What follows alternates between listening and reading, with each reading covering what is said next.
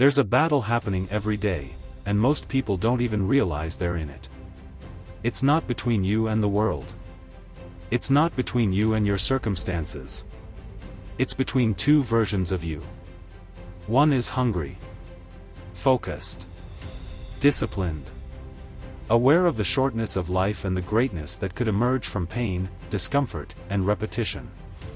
The other is lazy, addicted to comfort, scared of criticism, obsessed with pleasure. The weak version of you is not your enemy. It's a shadow, a result of years of conditioning. It whispers lies, "You'll do it later. It's not that bad. You've earned a break." But if you listen to that voice long enough, you'll look back one day and see a graveyard of dreams you never acted on. This video is your mirror and your weapon. This is not about shame. It's about awareness. It's about stepping into your higher nature, the nature Stoicism calls forth through discipline, virtue, and courage. It is not death that a man should fear, but he should fear never beginning to live. Marcus Aurelius. This journey won't be easy. It's not supposed to be. Killing the weak version of yourself means rewriting your habits, facing your fears, and owning your time. Are you ready? Before we begin, if you're drawn to Stoic wisdom and timeless insights that help you live with clarity and courage, go ahead and like this video and subscribe to the channel. It supports the work, and brings more philosophy into more lives. Now, let's explore today's teaching. Part 1. The Anatomy of the Weak Self. The weak self is not some villain plotting your downfall. It's the part of you that seeks short-term relief over long-term growth. Let's break it down. It procrastinates. Tells you, you'll feel more like it tomorrow. It overthinks. Turns every opportunity into a risk and every risk into a threat. It complains. Blames external things to avoid internal responsibility. It's fragile. Gets offended easily, fears discomfort, and clings to validation. Why does it exist? Because the human brain is wired for survival, not greatness. The weak self is evolution's default: keep warm, stay safe, avoid pain. But that mechanism, in the modern world, becomes a trap. You become what you give your attention to. Epictetus. If you feed your distractions, you'll starve your potential. Your strong self must be built. It doesn't emerge by accident. It rises through discomfort. Part 2. The Philosophy of Strength, Stoic Foundations. To kill the weak self, we must first understand what Stoicism teaches about power and self-mastery. Core Stoic Principles. 1. Dichotomy of control. Some things are up to us and some are not.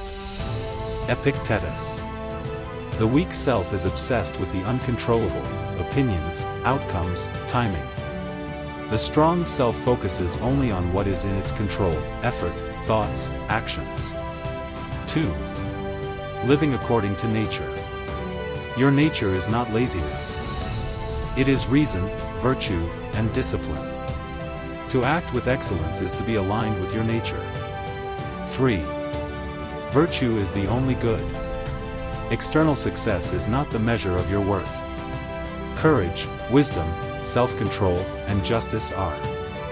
When you practice virtue, you gain inner peace. 4.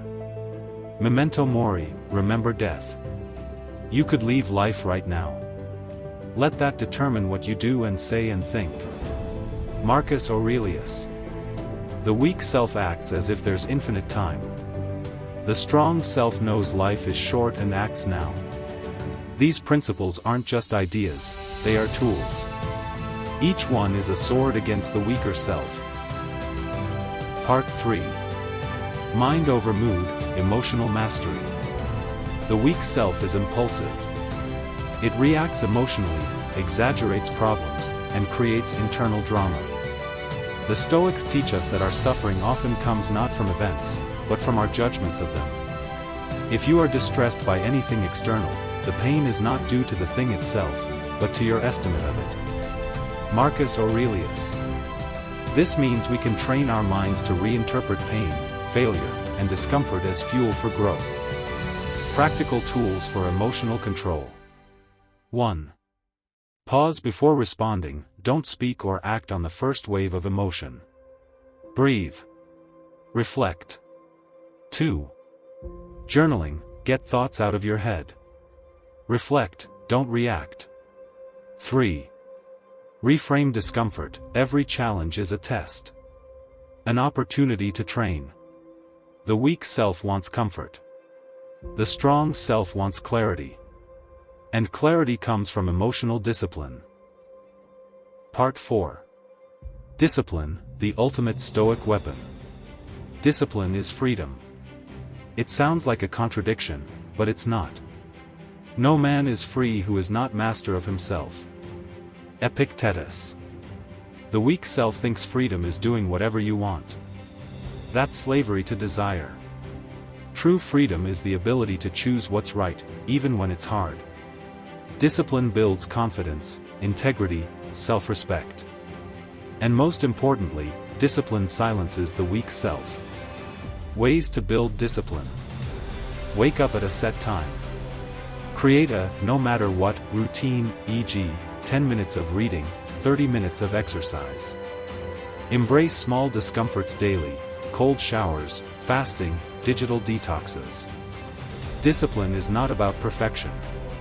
It's about persistence. Part 5. Practical exercises to kill the weak self. These exercises are simple, but not easy. They are designed to rewire your identity. 1. Morning clarity drill. Ask yourself, what is one thing I'm avoiding today that I must face? Do that first. 2. Voluntary discomfort practice. Skip a meal. Do 100 push-ups throughout the day. Speak your mind in a meeting. 3. Evening reflection ritual. Journal, where did the weak self win today? Where did I choose strength? Plan your next action. 4. Digital discipline. Set strict time limits on entertainment. No phone for the first hour of the day. 5. Identity affirmations. I am the kind of person who follows through. I do not negotiate with weakness. Your goal is to make the strong self your default mode. Part 6, Real Stories, Real Rebirths. Let's look at real-world transformations. Case Study 1, David. David was a smoker, alcoholic, 60 pounds overweight. He started with one Stoic practice, journaling. He built awareness. Awareness became action. Action became discipline. Now he runs marathons and coaches others. Case Study 2, Priya. Priya struggled with social anxiety. She avoided meetings, calls, even eye contact. Inspired by Epictetus, she began practicing voluntary discomfort, initiating conversations, speaking up, facing rejection. Her confidence skyrocketed. Transformation is not about perfection. It's about momentum. You don't need a miracle. You need a decision, followed by consistent action. Part 7, Building the Strong Self, Habits and Identity. You don't just kill the weak self. You must replace it. With routines. With discipline. With clarity. The strong self wakes with purpose. Takes ownership of thoughts. Faces fears. Serves others. Trains body and mind. Your identity is shaped by what you do daily. First say to yourself what you would be, and then do what you have to do. Epictetus. Design your day with intention. Mornings, silence, movement, clarity. Midday, deep work, awareness. Evenings, reflection, reading, stillness. You are not just changing habits. You are becoming a new person. Part 8, The Daily Battle Plan. Every day is a battleground. The weak self will always try to return. Your job is to be ready. Daily battle plan template. Wake at the same time. Cold shower or movement. Morning journaling, intentions and fears. Midday check-in, am I acting with strength? Evening review, where did I win?